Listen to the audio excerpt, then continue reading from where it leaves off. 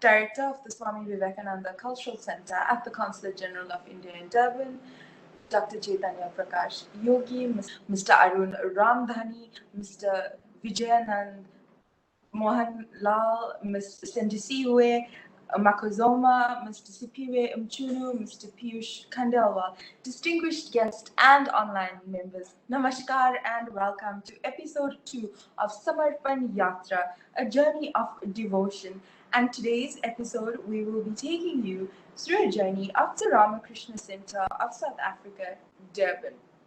The Ramakrishna Center of South Africa, Durban is a religious humanitarian institution established to promote Vedanta, such as exemplified by life and teachings of Sri Ramakrishna, Sri Shraddha Devi, and Swami Vivekananda.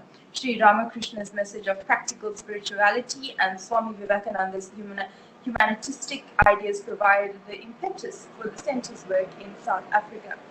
To commence today's program, we will be having an interaction with Mr. Arun Ramdhani and Mr. Vijayanand Mohan Lal, and they'll be interviewed by Ms. Sandisiwe Makozoma, who is a scholar in sociology at the University of KwaZulu-Natal. Just a brief background on Mr. Ramdhani and Mr. Mohan Lal. Mr. Arun Ramdhani is a devotee of the center and has served on the board of management and is currently the chairman of the center. He is also the deputy principal of the Glenhaven Secondary School in Verulam. Mr. Vijayanand Mohan Lal, a long-standing devotee who has served in a key hold positions on the board of management as General Secretary, Treasurer, and Chairman, and is now serving in the position of Trustee. He is also a retired principal.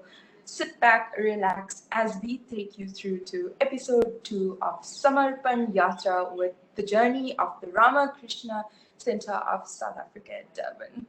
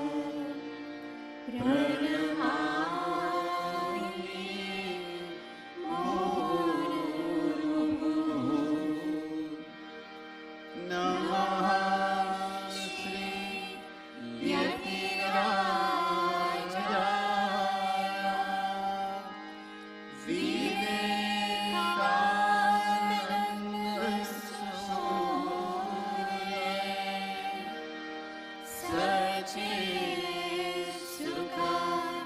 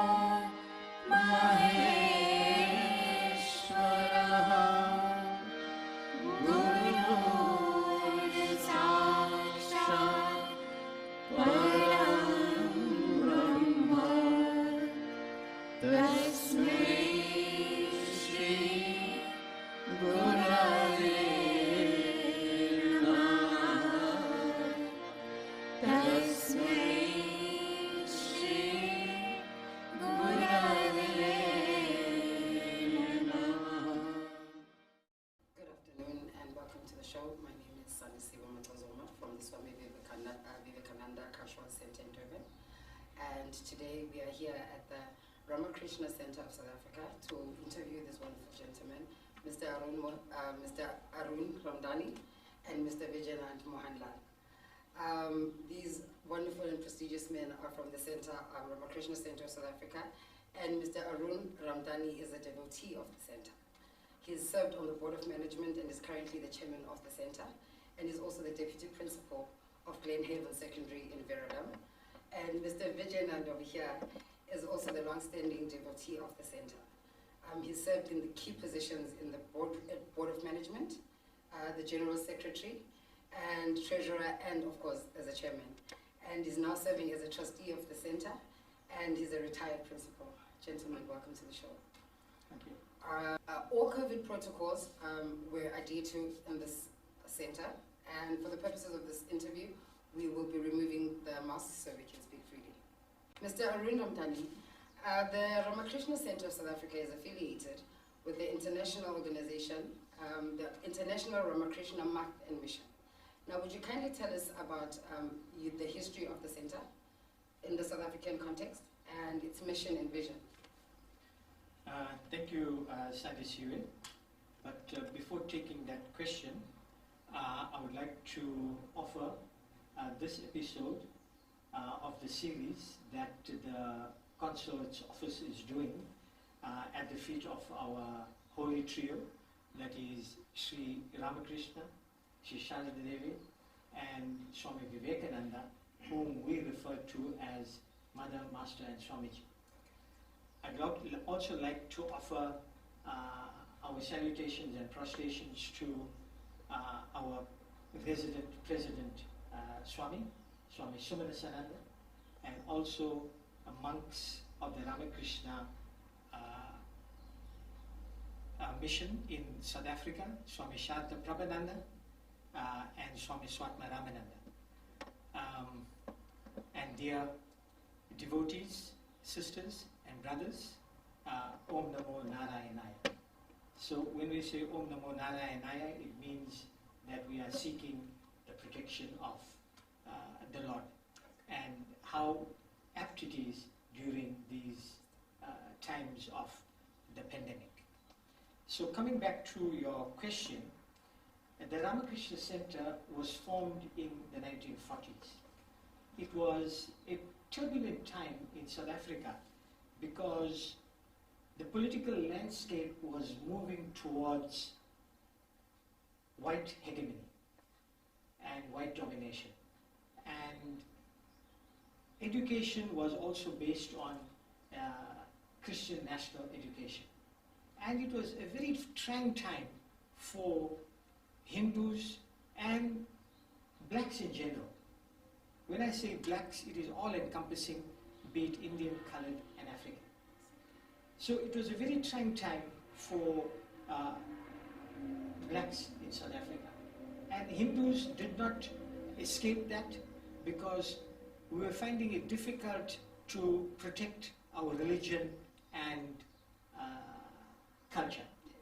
So under that backdrop, the center was founded, and we follow the principles of Vedanta, and the motto is Atmano Mokshartham Jagat Hitaya Cha, which means for one's own salvation and the welfare of the world.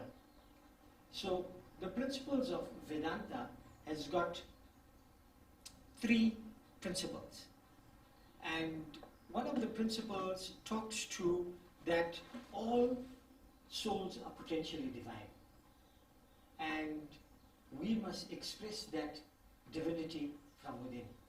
In other words, you and I are one.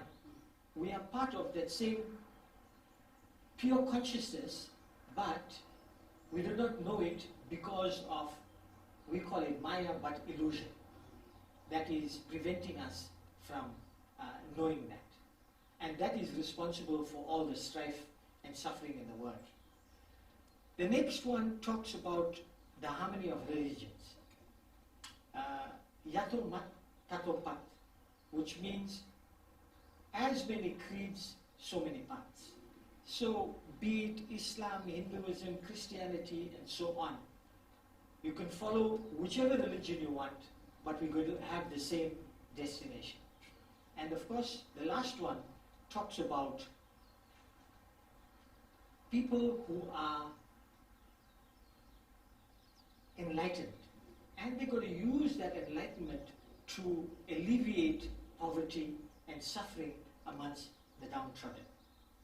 So our center, once again, is affiliated to Belurmat in West Bengal, India, and the Ramakrishna mission was founded by Swami Vivekananda, who was the disciple of the saint in West Bengal, Sri Ramakrishna. So coming back to your question, where did it all begin in South Africa? It all began in 1942 when Swami Nishchalanand, whose pre-monastic name was Dhanagopal Naidu, formed the Ramakrishna Center in South Africa. From the beginning, he showed a higher purpose, as if there was something more in life than just the routine, mundane things. And from there, he decided to go to India in 1948, and he received his spiritual initiation from Swami Virajananda. And that was initiated into spiritual life. And then he spent a few more years in India, and he eventually got sannyasa. He got sannyasa from Swami Purushananda. And he returned to South Africa and continued with welfare activities in South Africa. He, Swami Nishchalananda, was then succeeded by his disciple, Swami Shivapadananda, who is also referred to as Big Swamiji. So Big Swamiji took control of the center right up to 1994. And it was during Big Swamiji's tenure that the Ramakrishna Center in South Africa began to spread its teachings. And sub-centers were opened in Newcastle, Ladysmith, Pietermaritzburg, Chatsworth, Lenasia, and Asherwood. And of course, there were numerous other sub-centers in Itete, Escott, Dundee, and so on. So the work of the Ramakrishna began to spread like that. Further to that, we acquired this property sometimes in 1959, exactly where we are right now. And this property wasn't like this. And it was during the guidance of Big Swamiji that the new temple complex was opened together with the rest of the complex that we see now. And after Big Swamiji left his mortal body, he was succeeded by Swami Shardhanand, who today is known as Swami Sharda Prabhananda. In 2007, our center got affiliation to our headquarters in Kolkata, Belurmat. And once we got affiliated to the Ramakrishna mission in Kolkata, a new president was sent to South Africa, and his name was Swami Vimokshananda. Swami Vimokshananda was here for about 7 years, and he was succeeded by Swami Vishwa Atmananda, who spent a short while before Swami Sumanasananda came here in 2015, and he's here up to now. And we are very proud to tell you that our president is a very loving president, a very good speaker, a singer that can make your hair stand on end, and very magnanimous in everything. And if there are some things that we have learnt from him, is magnanimity, and if you make a mistake, rectify and don't justify. So that is where we are, and we hope center will move from strength to strength in the decades and centuries to come. Thank you so much. Thank you. Mr. Vijay, we know that the youth plays a very vital role in all spheres of society. And my question to you is, how are you getting the youth involved in the work that your organization does, in preparing them to be better custodians and leaders of the center in the future? Thank you, Sister Sindisiwe. Yes. Om Namo Narayana to you and our devotees all over. First of all, the most important activity concerning the youth starts at a very early stage in their development, and that is virtually childhood. Yes. At the center, we have our Hinduism for children classes, and these are value-based courses, value-based education, which lays the foundation for our children at that young and tender age, growing up with strong moral, social, ethical, religious and spiritual values. And it gives them this solid grounding that we lay emphasis on.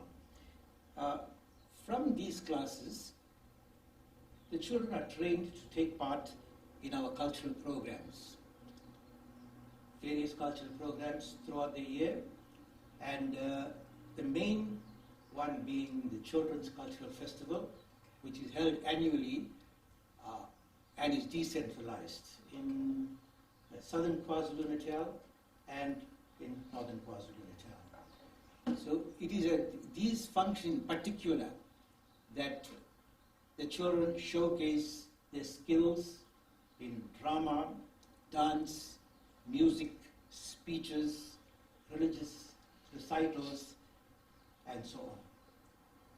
So we can virtually see the development of the child taking place through these activities.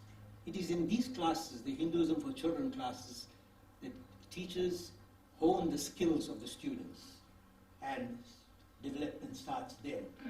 And it's important to note that the children is slowly breaking out of their shells during this phase, so which is very, very important in child development, especially the first 7 years or so.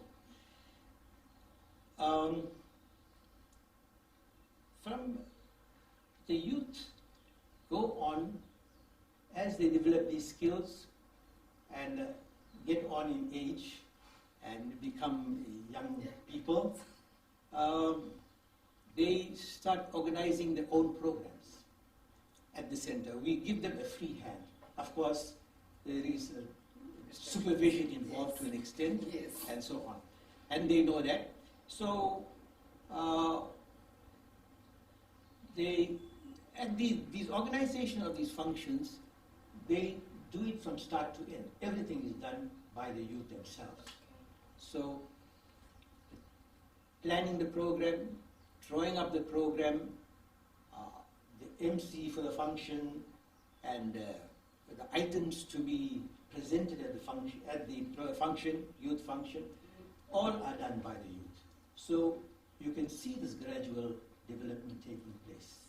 And it is something to behold, believe me, because we know from our history that these children have gone on to greater things, as we will see just now as we go along. Okay. So the youth, they learn the skills in various roles in the center. Right? First of all, they participate in our relief programs, distributing groceries and food, helping in our medical camps, and so on. So, of course, now, due to COVID, activities have been restricted a bit for their own safety. The youth also readily learn the skills in meeting the center's needs of the digital platform, because I think, as all us seniors know, when it comes to the digital issues, they are the people to go to. And right from organizing satsangs on the digital platform to laying out our biannual publication, which is the Jyoti, to handling of our website, and assisting with other IT requirements. The youth are involved in there. We call on the youth to help. So, in this way, we're drawing them in slowly into the activity, because we are very fortunate in that the teachings of our Holy Trio, Master, Mother and Swamiji, as our chairman has pointed out, they have given us a very practical religion to follow. So the youth know that when they're engaging in activities such as these, they are making their contribution towards the spreading of the teachings of the Holy Trio. They participate in skills development programs, such as holding classes for the youth, example CV writing, the most recent one, where it was taken to other parts of the province, and also assisting the center, the adult organizers, by lending a hand in our sewing classes, where we get members of our disadvantaged communities coming to the center, and so they man the various points, and they help in us carrying out these duties of skills development and so on. They are also given duties at all our major functions, and whether it is a seating duty or even to be an MC at an adult function, to be MC at that function, or to undertake any other activity related to that function, our youth are eager to take part, and they carry out their duties diligently. While they're taking part in these duties, we must remember that training is going on, right? Training of the youth themselves, and they know that a responsibility has been given to them, and they will have to execute. So there are shortcomings which we have to address from time to time, and this is done at our youth meetings and so on, and youth are spoken to, and these things are rectified. I think a very important feature of our training program for the youth is a program where we train administrative assistants to come onto the board of management of the center.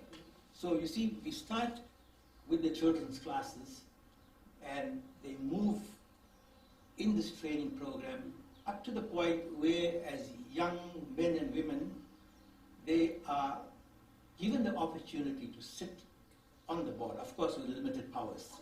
So at this board of management meeting, they observe the functioning of the center, the roles played by the various officials, and of course they have to listen very carefully, right, to really imbibe what is going on. And so it is during this process of observation that this training is taking place, and where we are able to induct them. It has already been done in many cases. Induct them onto the board of management, and in that way it fits in with our center's succession planning, which is very, very important. So yeah, we lay a great deal of emphasis on the youth, and you can see from what I've just said that there's a process. I don't, and this process will obviously be looked at all times, updated, changed if need be, and so that the youth benefit to the maximum. Thank you. It's a beautiful thing that you help the youth become responsible from such a young age. It's very wonderful to look at. Getting back to you, Mr. Oru, what type of activities does the center and your sub-centers get involved in regularly? And more importantly, what type of participation and response do you get from these activities? Thank you. That's a nice question. Firstly, I must tell you that our center is a multifarious organization.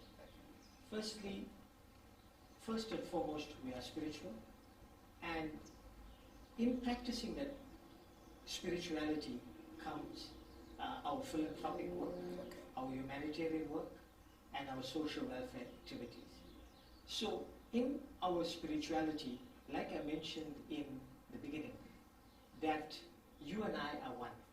These are just, our bodies are just mechanisms to get to that final destination. So at this point, I just want to give you a little more, a greater understanding into this type of thinking. So, in order to understand this idea that we are not this body, we have to understand a very simple yet profound and fundamental question. And that question is, who am I? And if you have to answer that question, you would see that we are this waking body. Are we having this interview right now? Yes. Do we go at night, get into our beds and sleep, and then you'll have a dream and say, I had a nightmare, or I had such a wonderful dream, but you're still saying, I had that dream. Yes. And then the last stage is the deep sleep stage, where you say, I slept like a log. But all of those things is making reference to the I. So all of us have that experience. But I have news for you. Yet we are none of those. We are something more than that. So I want to just liken that to a clay, act to clay. Okay. If you say the waking state is a clay pot, if the dream state is a clay lamp, and if the deep sleep state is another clay object, those clay objects is just name and form. But what is it really? It's clay. Just like that, we are not all of those things that we say. We are pure consciousness. We are something else. So in order to get to that type of understanding, our main activity is what we call satsang. In the Western world, it will be a religious service. Okay. You know, so we come here, we praise the Lord, sing hymns, bhajans, kirtans. There are discourses that actually talk to what I just explained just now, so that devotees can understand that we are much more than this body. So our main activity is the satsang. Those satsangs continue at all our subsectors, like I mentioned, Newcastle, Ladysmith, Dundee, Glencoe, Chatsworth, Petermaritzburg, and so on. So it's a big organization, like you can see. And through those satsangs and discourses, the principles of Vedanta, and like what Mr. Monlal was saying, it's a practical religion that our Mother Master and Swamiji has given to us to follow. And so that is what we do. And during this COVID period, we had to think out of the box, because this ashram actually is in a lockdown. Okay. And nobody comes here. Just for your safety, for our safety. Yes. But because we are so few and we are practicing all protocols, it's safe. But we have our satsangs, discourses, and so on now on a digital format. Be it YouTube, be it a podcast, be it Zoom. And in that way, we are reaching even more people than usually comes. So, like I mentioned earlier, we are much more than a spiritual organization. We believe that work is worship. And when you talk about work is worship, it talks to humanitarianism, social welfare activities, philanthropy, and so on. And one of our big things is hamper distribution. I was just going through my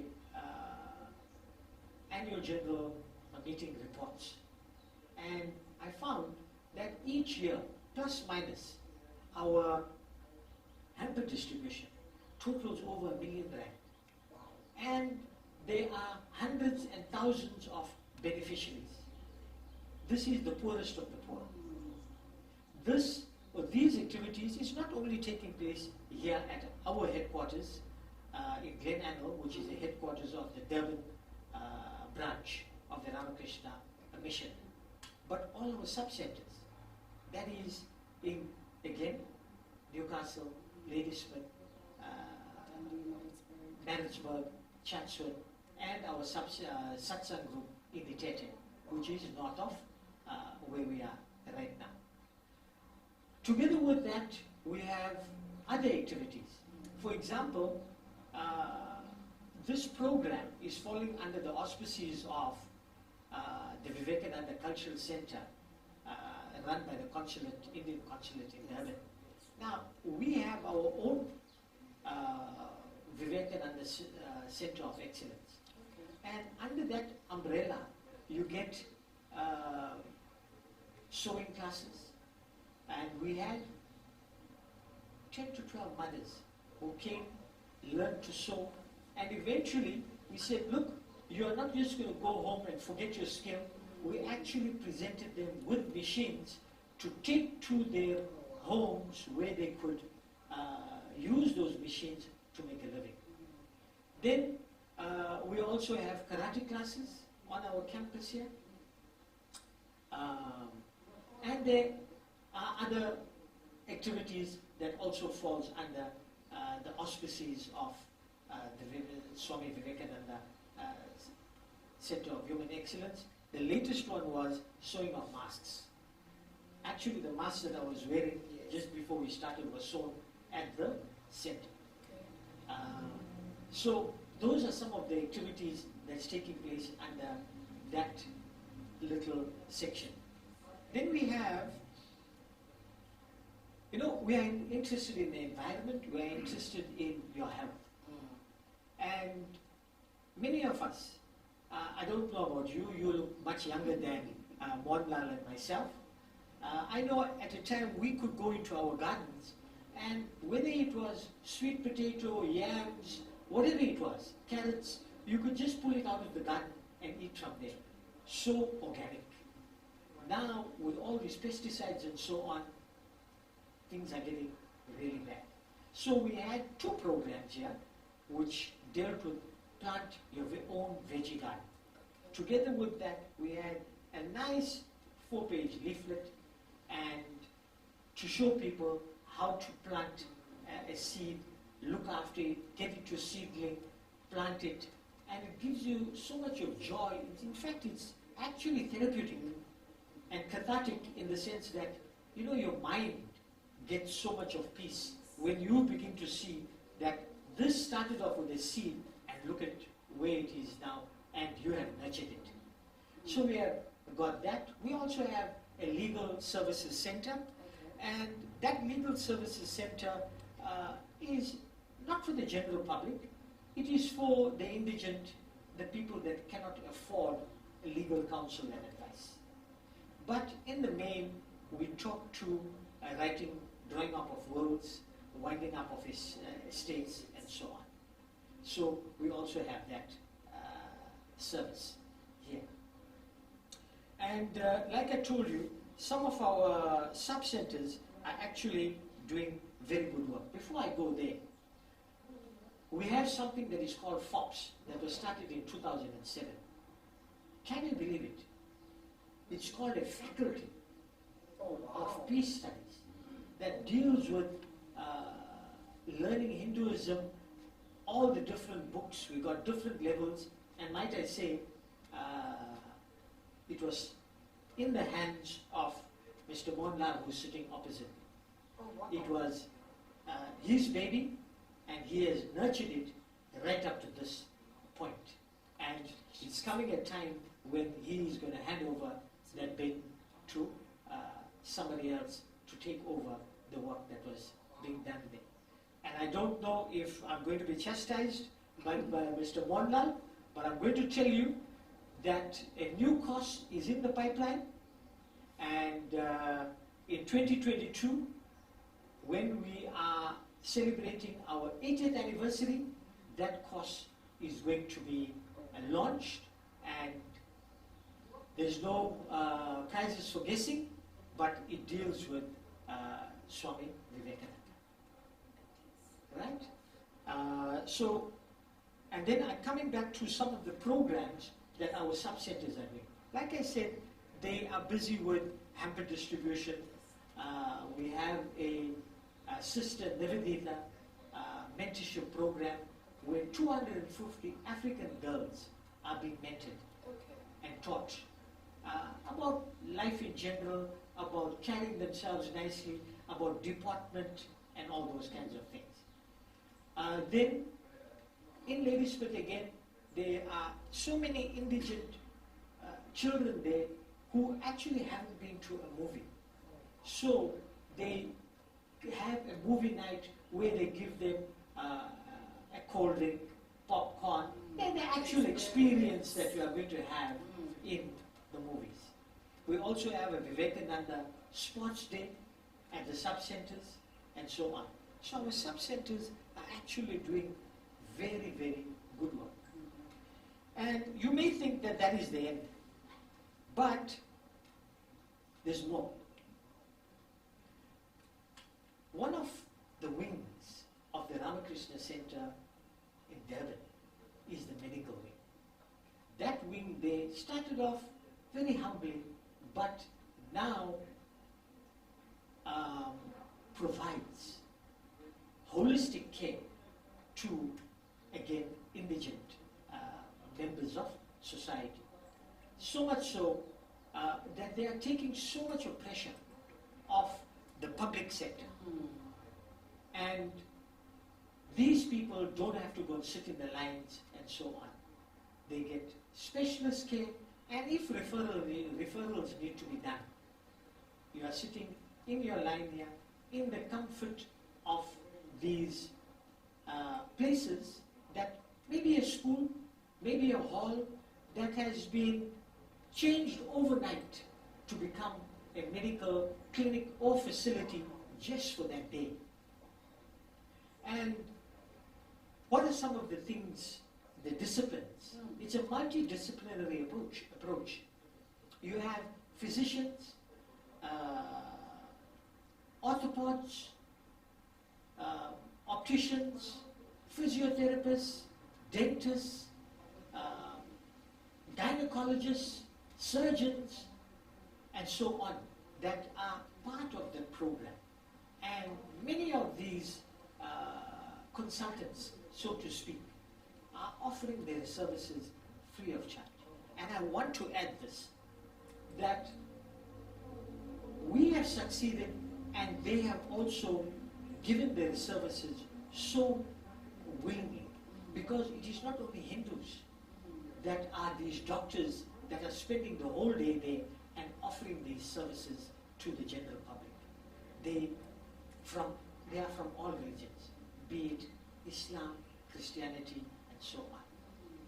So these medical clinics are held at our sub-centers, again, Newcastle, Ladysmith, Chatsworth, Petermaritzburg, and our satsang group in Italy. These, you talked about how are they our attendance there. The attendance is over 600 to 700 per camp. Oh, serious? Yes. It's a lot of people. 600 to 700 per camp. They have to register, and everybody is seen, medicines are dispensed, and so on. So I was just speaking to the chairperson, Dr. Shivani Singh, about the medical camps and so on. And she tells me that there's actually over 1,000 patients seen on a monthly basis. And believe it or not, when I looked at the AGM reports, the value of these clinics over the last 3 years exceeded 6 million. That's a kind of service that we are providing to the general public, especially the poorest of the poor.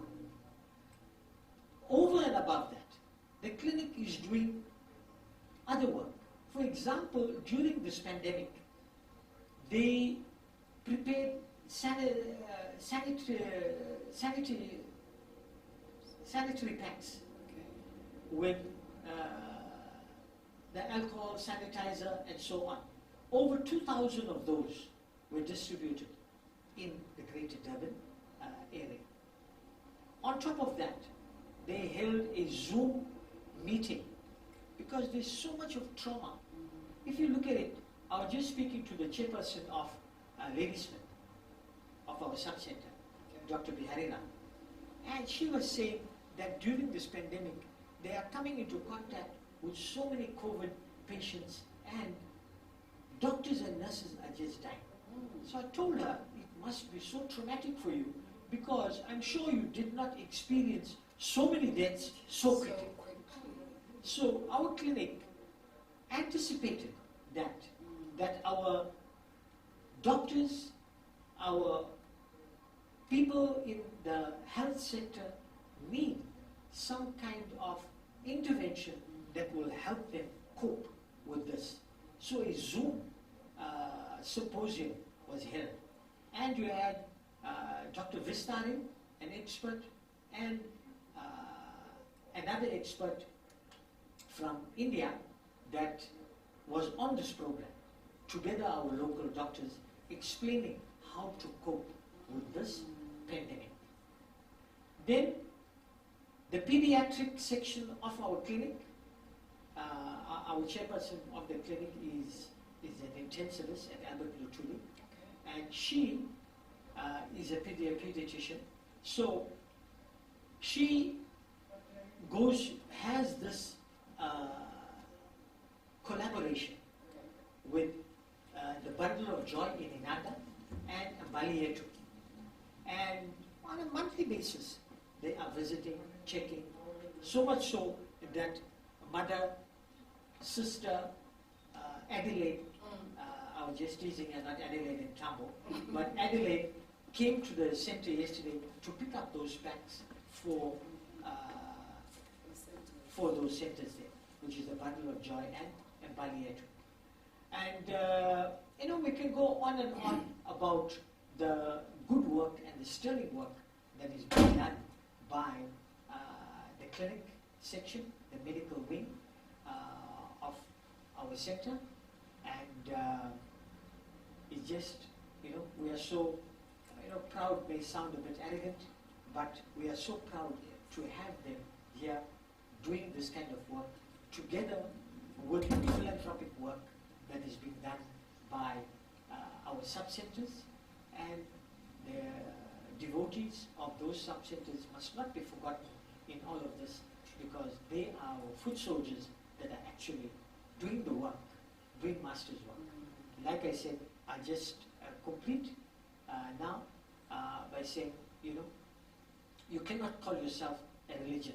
This is Swami Vivekananda said, not an actual quotation, but in essence. You cannot be a religion if you cannot wipe the tears from a widow, or satisfy the hunger, or feed the stomach of a hungry person. And that is what we find so much of joy in doing, in bringing joy to other people. So it's a gift of joy that we embrace and take, and we are thankful that those people are giving us the opportunity to serve. Thank you so much. Oh, wow. I love how holistic everything is done here. Going back to you, Mr. Vijayanand, I mean, considering the activities that you guys do in the center, there's bound to be challenges that you guys meet up with. What could be some of the challenges that you guys meet up with, and how have you overcome those challenges as the center? Sure. Chairman has just given you some idea of the extent of our work and the range of activities that we are involved in. Being a religious organization, we are totally dependent on donor funding. Okay. And we are registered NPO, PBO, so that makes things a little easier because the donor knows who they are giving their funds to. And most of these funds come from our membership. Now, you know, if you consider the amount of work that is being done, you'll find there's ever increasing need for funds. And as far as the donors are concerned, there would be a limit, you know. And if funds are limited, then it impacts on our work. The work has to be limited. But that has never deterred us, because if you look at our reports on an annual basis, work has been increasing, as Chairman has just pointed out earlier. Government funding is not easily accessible, although we do try, especially in the medical work, we do try and approach them from time to time. And in the past, they have been generous to an extent. Of course, if they had given us more, we could have done more work. So, but we have to keep trying.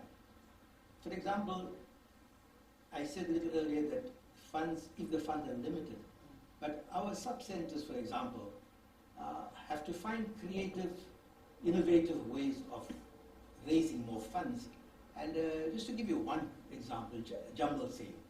It brings in enough to pay the month's light bill or telephone bill or whatever it is, but nevertheless, it does bring in funds, and there are creative ways of meeting these challenges. You know, if we consider ourselves as in partnership with government. So, you know, if we didn't do this work, government would have to do all the work on its own. So I think the time will come, hopefully, that, you know, there's more interaction between government and the NGOs, because there are various NGOs doing various types of work, not necessarily the kind of work we are doing. So that partnership is needed.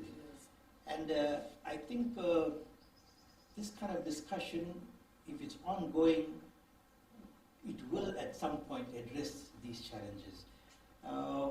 Another problem that we do have is the continual migration of especially youth members from our country towns and rural areas to bigger cities.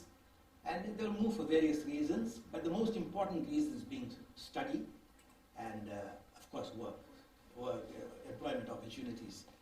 Now, as much as I'm saying it's a challenge, it does impact on medium-term planning, long-term planning of the center or the sub-center.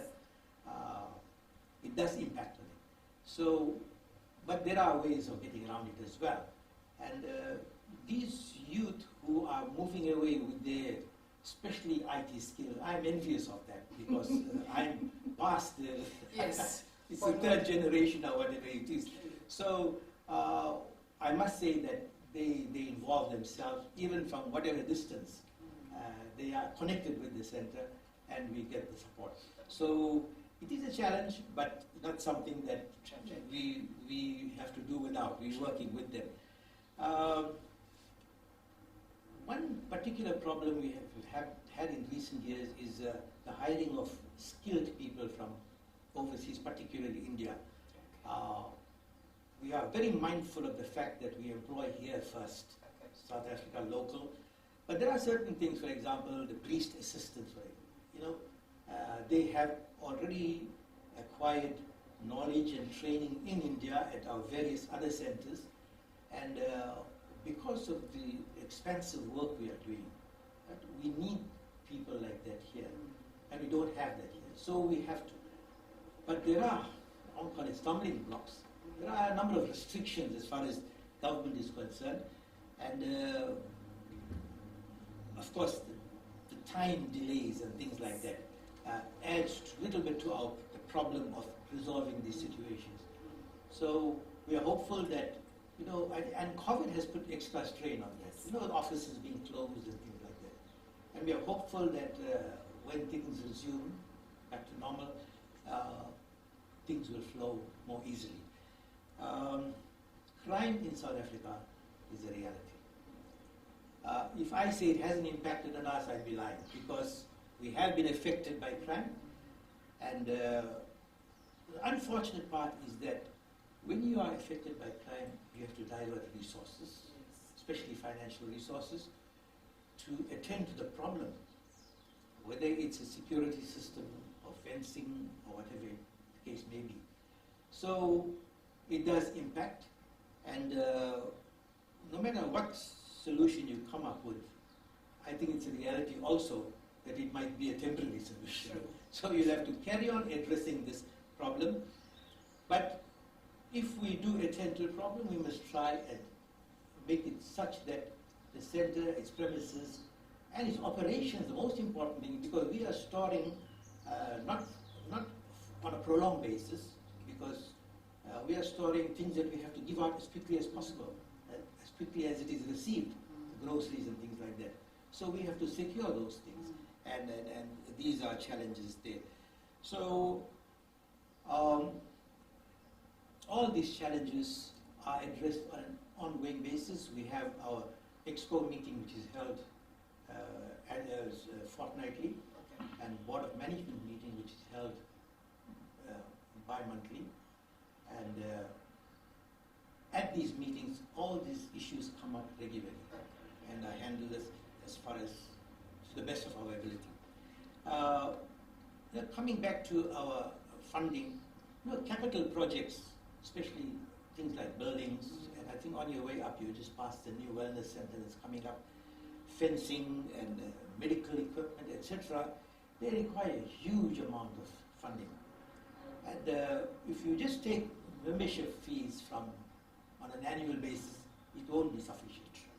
So we have been fortunate in the past where corporates and smaller businesses as well have been very generous in their support to our center, knowing the kind of work they've done. And of course, we do our presentation to them, and they realize they have a social responsibility as well. And if these corporates and business people come on board, I think it will make our work much easier. And the most important thing is we will be able to do what we do best, and that is service delivery. So we are hopeful that, and we are talking to corporates on an ongoing basis. We have a number of people who are employed by these big corporates, and they give us lead because we may not be aware of what's available out there. So they give us leads, and in this way we try and address that problem. So, these are some of the challenges, I think the main challenges of the center, and I think we cannot just say it's a challenge and leave it at that. We have to be addressing it on an ongoing basis, and that's what we are doing, because if we didn't, we wouldn't have expanded our work the way we have done. Thank you. Thank you very much. Now, getting back to you, Mr. Ramdhani, you had mentioned that in 2022 you'll be celebrating your 80th anniversary as the center. What are some of the plans that you have to build and to expand on the work that you have currently accomplished? Like, such beautiful work. Thank you so much for that compliment. Again, like we'd say, it's by God's grace and so on. We'll also say it's by a master's grace, mother's grace. And our spiritual head always says, a mother will send, and our trustee was just talking about some of our challenges and so on. And sometimes when Swamiji says mother will send, we want to believe it. And there must be a time when we have to believe it, that things will be all right. So to answer your question, as mentioned earlier, we are a spiritual organization, and we want the teachings of Mother, Master, and Swamiji to spread throughout the country. And those teachings are so practical and very easy to follow. So we want our sub-centers to grow, our satsang groups to grow, the spiritual work that they are doing in various parts of KZN, we want that to increase and to improve. And like I said earlier, in 2007 we affiliated to our headquarters in West Bengal, Kolkata, and since then, there were so many Swamis that have come, and I'm sure when you drove up here, you would have felt a different kind of ambience, peacefulness, where whether you're a Christian or a Muslim or whatever it is, there's some kind of vibration over here. So we would want more people to experience that kind of vibration through the teachings of Madam Ashra and Swamiji. And one of the challenges is to get children to read. So we are also upgrading our website and making sure that e-books, our Jyotis and so on, will be uploaded onto the website.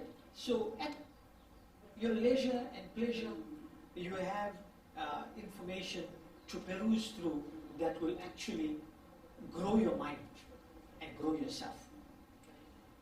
So that is what we hope will happen spiritually.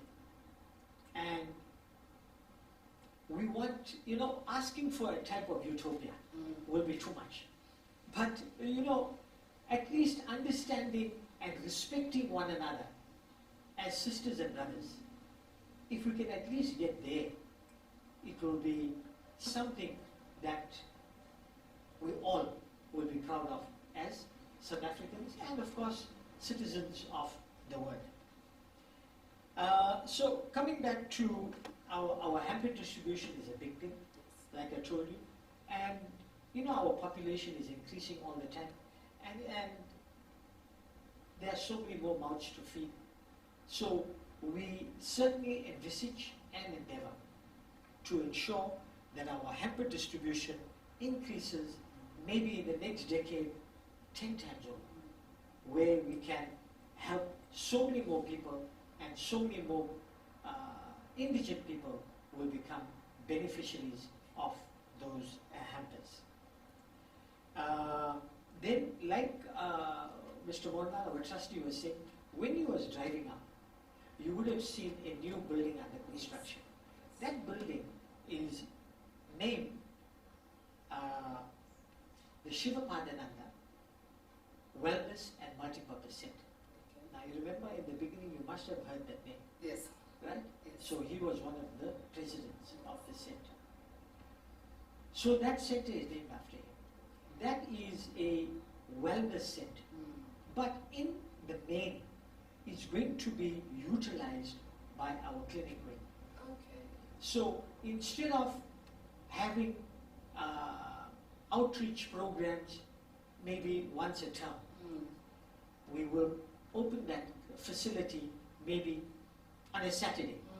And there will be processes and protocols to be followed. You phone the office, make your appointment, and we can send that over to the clinic that, there are so many patients to be seen, these are the disciplines, please get somebody down at the wellness center and so on. So once that becomes fully operational, it's going to benefit so many more people. I know last time I told you 1,000 people a month. It may become 4,000 to 5,000 people in a month that can experience and have access to that kind of facility.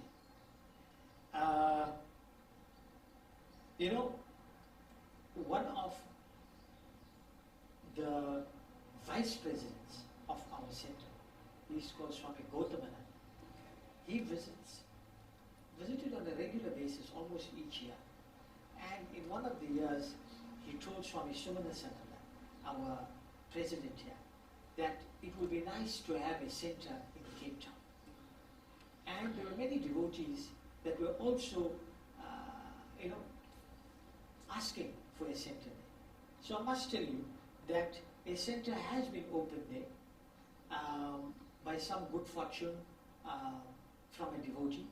A center has been opened there, although we are not owners of that building, but the center is running. It's called a Vedanta Center.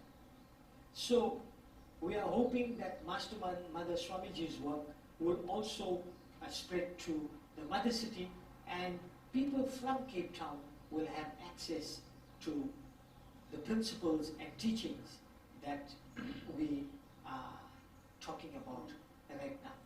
Together with that, we are talking with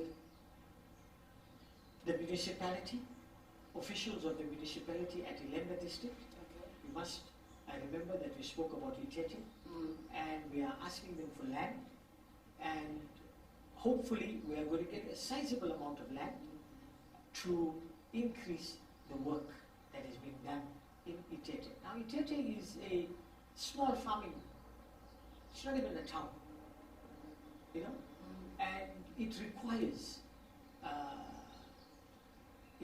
developments like this that will bring so much of peace and joy and help and so on to the people of that region. So we are envisaging building a nice shrine there, monks' quarters there.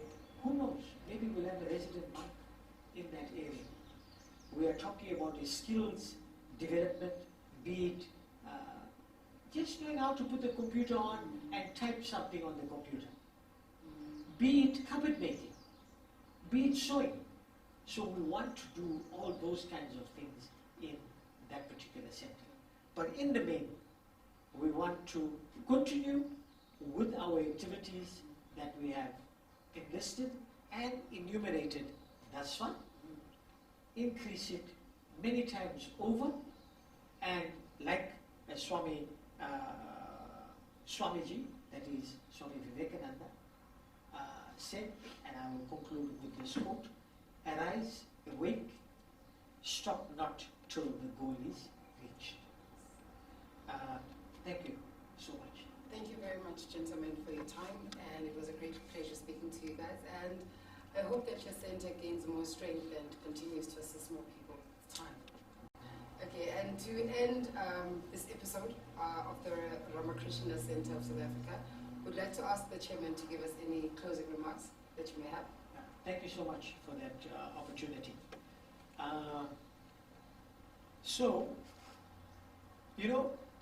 I think we'll be failing in our duty if we do not pay homage and respect to our predecessors. They have done so much of the groundwork to bring the Ramakrishna Center of South Africa, Durban, to this particular stage. We are the fortunate ones as the incumbents, as the custodians who are taking over this ashram in the sense of looking after it and making sure that it moves from strength to strength. So we would like to thank all our devotees for all the good work that they are doing, and we would like to thank all the Swamijis who visit our ashram for all the guidance that they are giving us, and we would also like to thank our donors for whatever amount that they are giving us to ensure that we can continue with our social welfare activities and the philanthropic work that the ashrama is doing. And not to forget this, we are at a time when we are experiencing this COVID pandemic. And so often everybody on TV says, we must thank our frontline workers and so on. I want to take this opportunity as well. The center the center have many nurses, doctors, specialists, consultants that are actually in the cold face, facing this virus every day. And we want to thank them for doing such sterling work. And I'm sure Swamiji is also meditating and praying for all healthcare workers during these very trying times. So thank you once again for this opportunity. Namaste.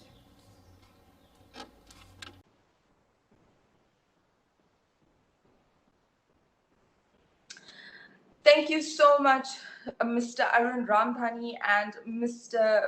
Vijayanand Mohanlal and Ms.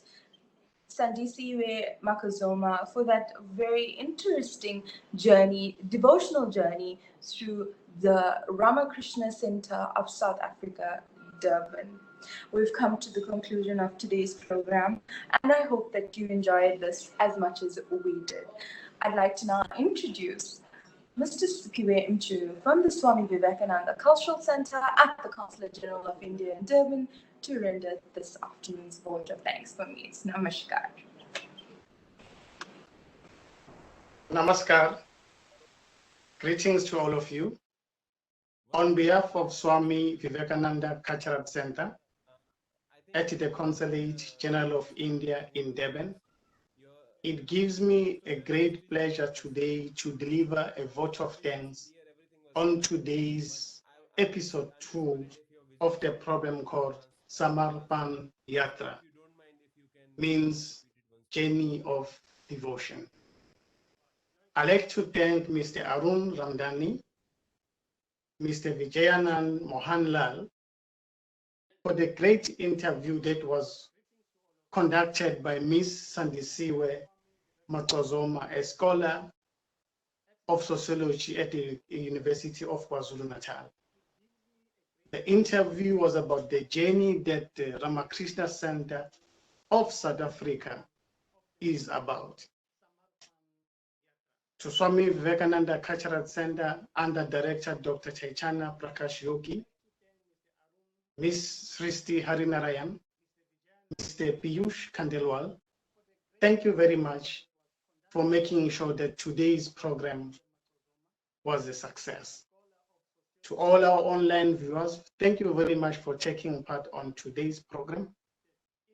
Please visit our Facebook page so that you will be updated about all cultural events organized by Swami Vivekananda Cultural Center in Durban. Once again, Mr. Ramdhaniji, Mohanlalji, Sandisiweji, thank you very much. Have a good evening. Namaskar.